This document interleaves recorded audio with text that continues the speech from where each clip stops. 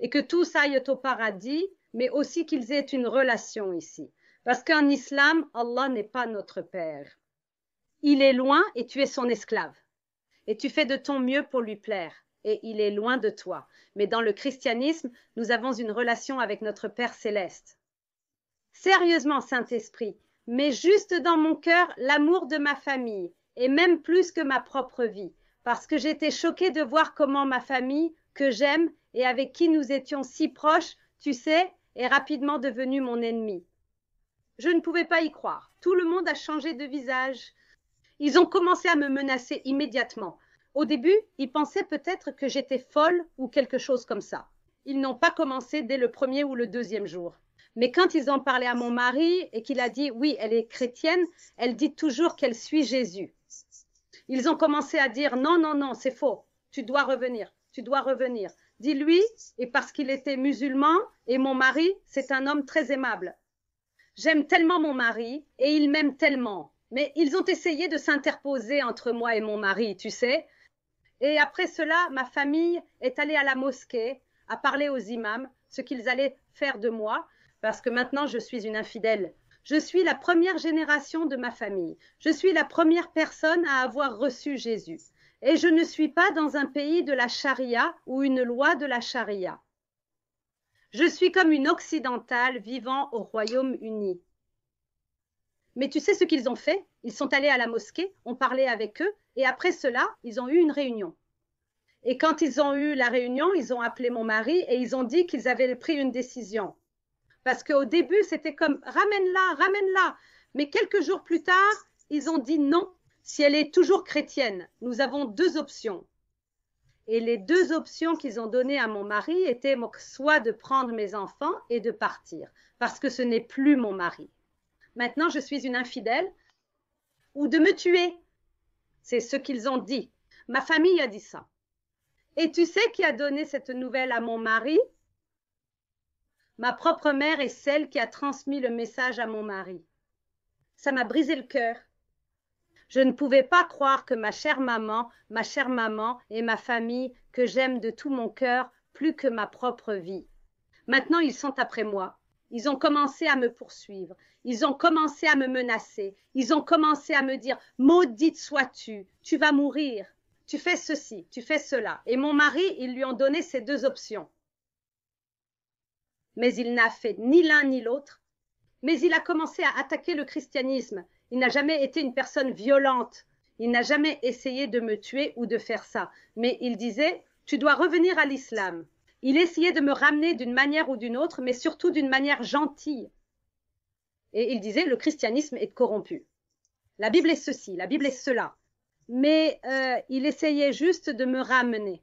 Mais ma mère, à partir de ce moment, quand elle a découvert qu'il vivait toujours avec moi et qu'il se disait toujours musulman, elle a appelé un jour et j'ai répondu.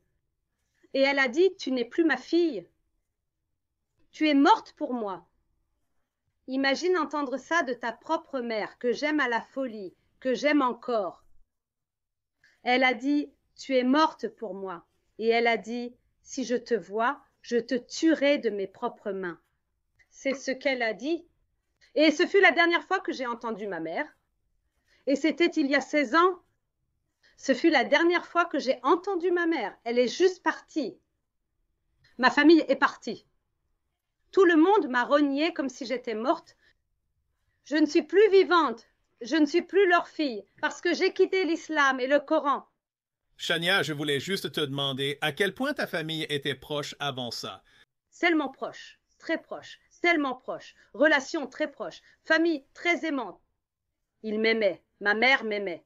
Mes frères et sœurs, tout le monde m'aimait. Et tu sais, les musulmans, ils sont très impliqués dans ta vie. Même moi, adulte, ayant des enfants, mes propres enfants et mon propre mari, c'est toujours comme la famille, ils veulent toujours te contrôler. Mes affaires sont leurs affaires, tu sais. Quoi qu'il se passe dans ma vie, ils le savent. Et aussi, si j'ai besoin, s'ils ont besoin de quelque chose, tu dois aider, tu dois soutenir.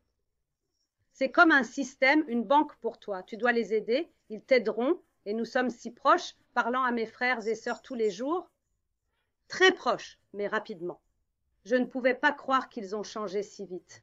Et j'étais choquée et pleurais et demandais au Seigneur, pourquoi me déteste-t-il? Pourquoi tout le monde me déteste? Je pensais même, suis-je adoptée? Ne sont-ils pas de mon propre sang et chair?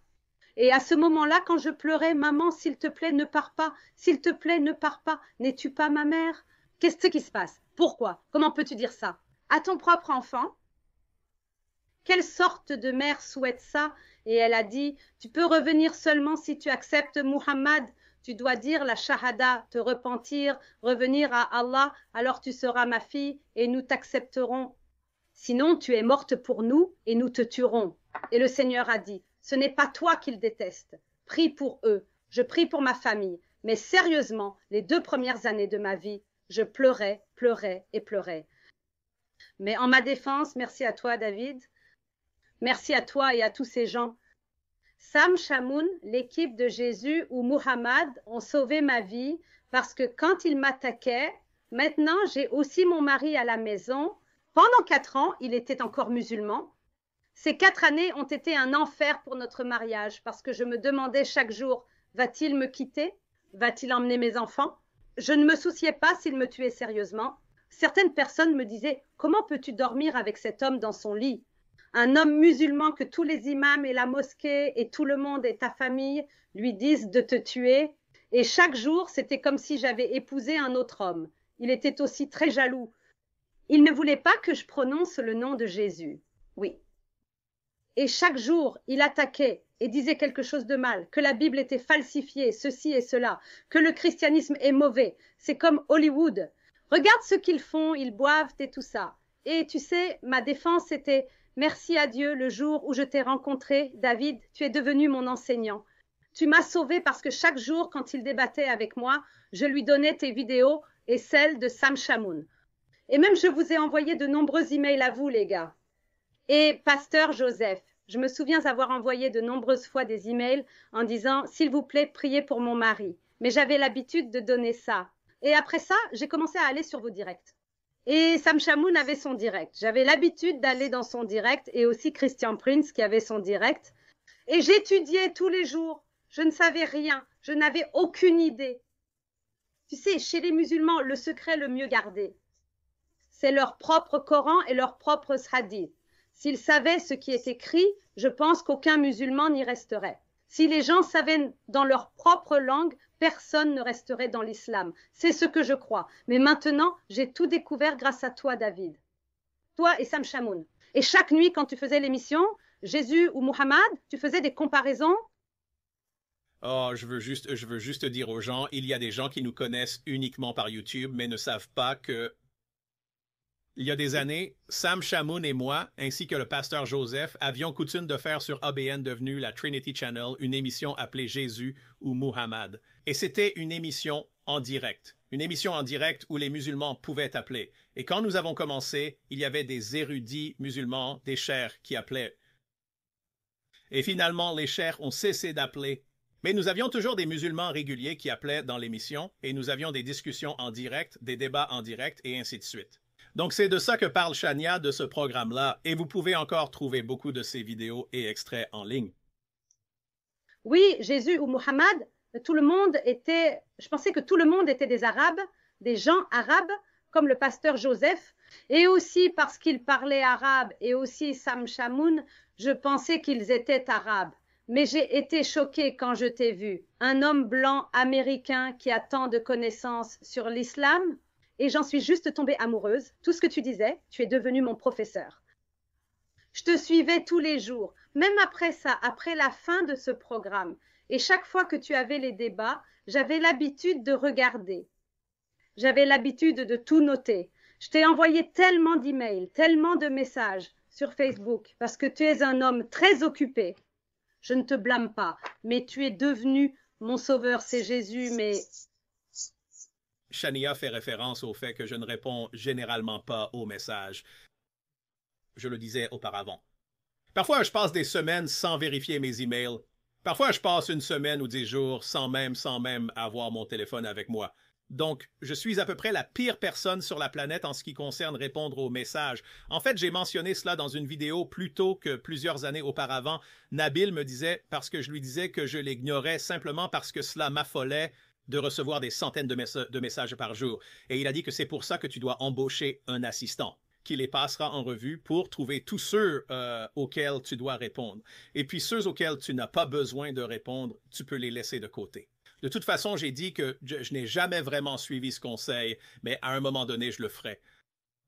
Mais de toute façon, tu envoyais des messages et tu regardais les vidéos, tu regardais des programmes et ainsi de suite. Je te regardais sérieusement. C'était l'école pour moi. Tu sais, tu es arrivé au bon moment, au bon endroit. Tout était parfait parce que tu parlais aussi de la Trinité. Sam Shamoun aimait parler plus de la Trinité. Et je suis une nouvelle chrétienne, tu sais, un nouveau bébé chrétien. J'ai commencé à aller à l'église. Mais l'église ne t'enseigne pas sur Mohammed ou Jésus. Ils ne vont pas t'enseigner toutes ces choses. Mais c'était comme un cours intensif. Tu sais, j'étais choquée. Et j'ai dit, waouh, ma famille est une famille adorable. Mais ils suivent aussi aveuglément ce livre. Maintenant, je sais tout. Toutes les haines, tous les meurtres, toutes ces menaces ne viennent pas de ma propre famille. Oui, ils sont aussi victimes. Tous les musulmans sont victimes comme je suis victime pour eux. Ils sont aussi victimes du Coran et des hadiths. Parce que quelle mère renierait sa fille? Quelle mère dirait à sa propre fille, je te tuerai? Quelle mère dirait, prends les enfants et pars? Ou tuerait leurs propres enfants parce qu'ils sont tellement aveuglés par ce livre. Donc maintenant, mes yeux se sont ouverts. David, tu es celui qui a ouvert mes yeux, sérieusement. Et chaque jour, quand il commence à débattre et à attaquer la Bible, parce que maintenant j'ai un peu de connaissances, oui, un peu d'éducation venant de David et de Sam, et je lui disais juste, va voir ça, va regarder cet homme.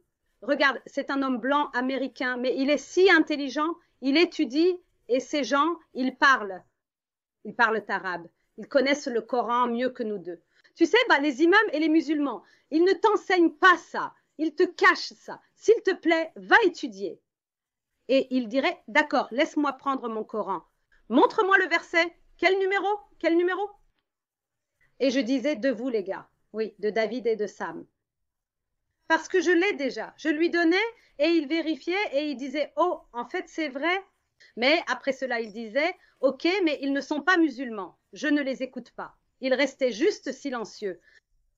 Mais tu sais, vous m'avez sauvé, les gars, parce que pendant ces 4 ans, toutes les attaques que je recevais, imaginez, moi étant une nouvelle croyante, un bébé chrétien, juste en train d'étudier la Bible maintenant. Et j'ai cet argument et débat avec mon mari maintenant, essayant de me ramener à l'islam.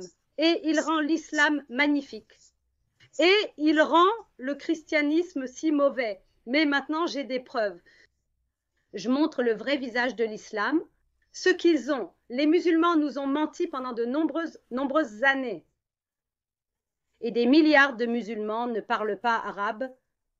Et je disais, regarde, juste Joseph et Sam Shamoun, ils parlent arabe. Ils connaissent le Coran, ils le lisent.